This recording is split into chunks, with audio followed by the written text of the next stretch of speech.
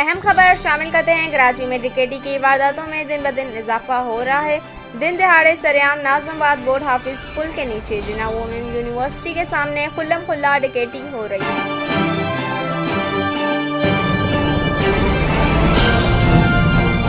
अहम खबर शामिल करते हैं। कराची में डकैती की वारदातों में दिन ब दिन इजाफा हो रहा है। दिन दहाड़े सरेआम नाज़िमाबाद बोर्ड हाफिज पुल के नीचे जिन्ना वुमेन यूनिवर्सिटी के सामने खुल्लम खुल्ला डकैती हो रही है।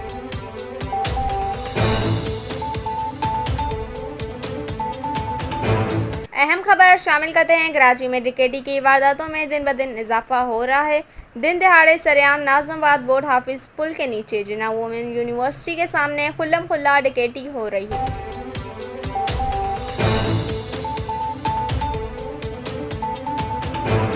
इस वीडियो को लाइक करें, हमारे चैनल को सब्सक्राइब करें और बेल आइकन जरूर प्रेस करें हमारी न्यू वीडियो सबसे पहले देखने के लिए।